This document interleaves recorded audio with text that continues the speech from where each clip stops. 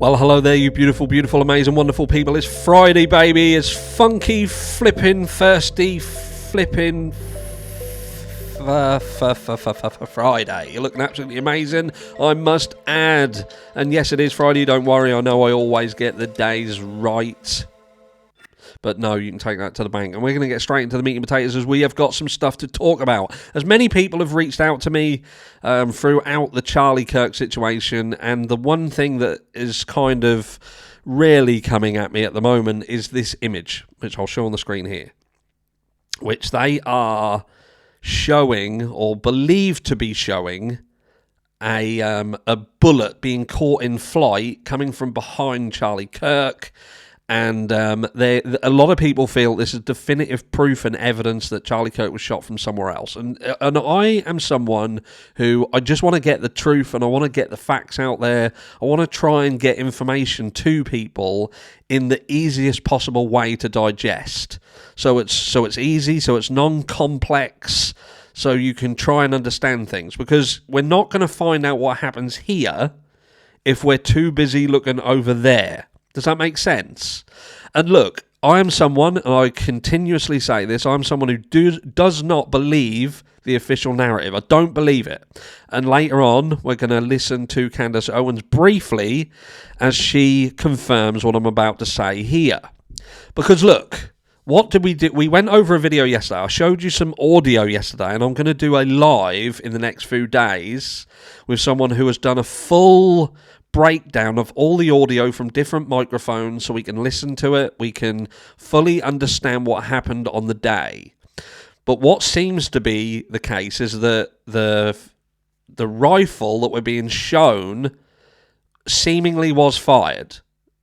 From an audio perspective, it was fired. But we have an issue where the injury to Charlie Kirk doesn't match the rifle that was seemingly fired, and that is problematic. But again, if we're busy looking over here, we're not going to find out what was happening here, and that's important. So we must first of all convince people to stop looking over there, because if you're looking over there, you're not going to see what's happening here. So first of all, let's just understand the basic principles of photography. Okay, because what we've got to consider is what cameras were on Charlie Kirk on the day that this happened. And I think it's safe to say that some people did have proper cameras. Some people did. But because of the graininess of the footage, because of how they have broken down, because of how blurry they are, I think it's safe to say that the vast majority of the footage and screen captures that you're seeing very likely have come from phones. Very likely phone cameras. And to be fair, if the normal person on the street is using a proper camera, not a phone camera, then it's very likely that they are still using a camera that is relatively basic in terms of what it can do. I don't think anybody's going to be filming Charlie Kirk at this event with a camera that has the capabilities to do some of the things that we're trying to believe happened. And for that to be made clearer, we have to look at this first. So, first of all, let's just look at this photograph again. This is where we're saying that we're capturing a bullet round in the air, okay? And again, we're going to come back to that. I'm going to try and break that down for you to make you understand why that can't be what you believe that is. But we're going to go over to here, because this article here is from when the attempt was made on Donald Trump's life. And we have a professional photographer who was there at the time, and he took an image with his camera. And it seemed to catch a straight line. I would imagine that this has even been enhanced somewhat. This wouldn't have just been straight out of camera, I wouldn't imagine. But you can see in this circle, there is a straight line. Do you see that? And that's important to understand why you're seeing a straight line and you're not just seeing dots. You're not seeing, in a screenshot, you're not seeing dots. And this is caused by what they call motion blur. Now, in order to get this line, the camera has to be incredibly, incredibly powerful in terms of what it does. So we have to scan down here, okay? And we have to imagine, right, so Mr. Mills was using a Sony digital camera capable of capturing images at up to 30 frames per second. Now, on the flip side of that, he says he took these photos with a shutter speed of 1/8,000th of a second. Extremely fast by industry standards. This is very, very quick. And I would say that he's very likely using an A7R4, which is a photography-biased camera rather than a video-biased camera. But it says here, look, if a gunman was firing an AR-15 style rifle, the .223 caliber or 5.56 millimeter bullets they use travel at roughly 320 feet per second when they leave the weapon's muzzle, Mr. Harrigan said. And with a 1/8,000th of a second shutter speed, this would allow the bullet to travel approximately 4/10 of a foot while the shutter is open. Does that make sense? Probably not. But I'm going to show you. I'm going to tell you something in a second and just clarify this. So most cameras used to capture images of bullets in flight are using extremely high-speed specialty cameras, not normally utilised for regular photography. So catching a bullet on a side trajectory, as seen in that photo, would be a 1 in a million shot and nearly impossible to catch, even if one knew the bullet was coming, he said. And again, bearing in mind that this is with a camera that is going to be very, very powerful with a beyond normal 1/8,000th of a second shutter speed. And that is still not picking up stationary flight, but it's picking up movement. And imagine a shutter on a camera is like your eyes, and the shutter is the eyelid. So when the camera shutter is closed, the camera's blind. And when the camera opens a shutter, it can see. So if the bullet is traveling at a specific speed, then because of what they call motion blur, and that's like if I move my hand to the camera and move it side to side, do you see that you can't really see? If I get one finger, you see that. And that is because of the camera moving. You can see my finger move. It doesn't like go do, because if you had a shutter speed that was quick, say 30 frames per second, then what you've got to think to yourself is how fast is the bullet moving in a second? So if a bullet has been shot out of a gun going towards an individual, and say you've got a camera phone, say that image that I showed you is coming from a camera phone and is shooting at 30 frames per second, that means that the eyes open 30 times in a second and get 30 frames. So what you in theory should see at that speed, if you see anything at all, you should in theory see, that's from earlier, a line, blur, motion blur, because the camera's not powerful enough to pick up what is there, but it's picking up something in the frame that is moving, and it's moving quicker than the frame can cope with. So you wouldn't see small independent dots. Does that make sense? Especially, you wouldn't see 3 of them in one still shot. That in theory is impossible.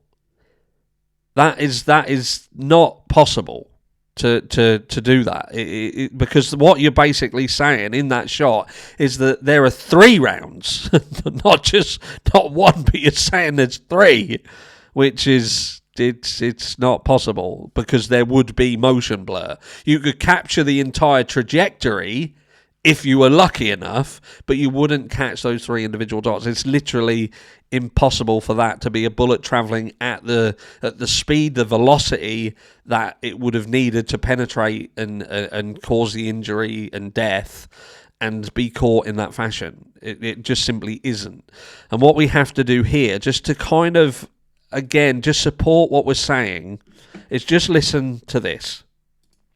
Now, I can tell you the part that he is telling the truth about is that Charlie's neck indeed did stop the bullet without question, okay? And this is going to dispel a lot of theories that are out there and I'm telling you this 100%, Charlie Kirk was shot from the front, and the bullet did not exit, and at least a fragment of the bullet was recovered from his neck. And I'm going to tell you exactly where it was recovered from. I have fact-checked this information from multiple sources now. I've actually been sitting on this for a little bit over a week.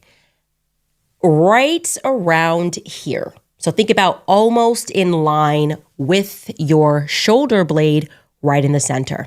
Now, why is that helpful? Because it gives us a bullet trajectory, okay? It went in here where you saw that, and it was stopped, and a fragment was pulled from, think right, if you're just touching your spine in line with your shoulder blade. So, again, if you haven't watched that, go and watch it. Candace Owens has done this video. I'm not going to play the whole thing because it will just make this video long. But it's that first segment. She's got, obviously, chapters. You can listen to it. What she is going to go on to say, which is very important, what we must address, and I'll do that in a quicker fashion, is that the bullet went in through the front and stopped at the back, right? So we are saying from the front. Again, yesterday I spoke about the fact that 30-06 round was seemingly fired. We heard it. We done an audio test against it, and we can think that them audio signatures seem to be identical. But we're now saying that Charlie was hit in the front, but the bullet didn't behave in the way that you would expect it to. So was the bullet manipulated? Was it manually built up in order to behave the way it did? And if that's the case, then did Tyler Robinson do that? Did he have the skill to do that? Was it done purposefully to prevent anybody else being injured? Because if that's the case, then does Tyler Robinson even have the fucking skill to pull that off? Does he have the skill to pull such a shot off? What is interesting and how she finishes on this segment is that the autopsy report does not conclude or confirm that the round found in Charlie Kirk was the round fired out of that gun. It was a bullet fragment that was found, which would have been caused by bullet fragmentation when it hit something. So it would seem that it's very likely that the vertebrae in the neck were indeed hit by the bullet, severed by the bullet, causing catastrophic damage, and it fragmented. So it wasn't an in and out, we know that. And look, that would suggest that there was a much different caliber bullet that was used. And again, like Candace says, with respect of trajectory, we can plot now a trajectory from where Tyler Robinson was supposedly in the prone position with that rifle aiming, and does it match up with where this bullet fragment then ended up, and why didn't the bullet behave how it should? It's going to be interesting how they play this out, but we know that courtrooms can be bought and sold, so it's going to be very, very interesting. I know they're protecting Tyler Robinson within an inch of his life at the moment, and I wonder whether it's protecting him from what is being said all over the place to bring into question whether it was indeed the weapon that if he was even there, which that's fucking debatable. Does he even know if he was there, and if he did pull the fucking trigger, that he weren't the one who killed Charlie Kirk? Because I'm not. There's nothing at the moment that A, proves that he was there, B, shows that he was the person who killed Charlie Kirk. And in fact, there is multiple situations now where we can quite confidently, I think at least, suggest that there's a potential that someone else was in that crowd. And I know what people are going to say. They're going to say that someone else would have heard. What are the chances? I spoke to someone yesterday who I have a lot of respect for, and they said, what would be the chance of two shots being fired simultaneously, exactly the right time, and people not hearing the second shot? But it would appear that there was a potential for people around this place to have heard what they believe was a second shot. We also know that while people were being interviewed or going to be interviewed, they were literally pulled off of camera before they said anything and were not given the opportunity to speak. And I wonder whether that was because there was a potential that people were going to say, I thought I heard something else. It just takes someone to say something that raises that question. Because if these are all being done in private and they're not going public, they've been warned not to go public with that information and being put under duress and fear that they can't raise anything publicly about the potential of having a second shot, being told that's fucking stupid, we've got the guy, we've got the gun, what you heard was an echo, reverberation of sound around the area, you didn't hear what you think you did, and if you go and say that in public, you're just going to fucking cause a massive problem, so keep that to yourself. You can see where I'm going with this.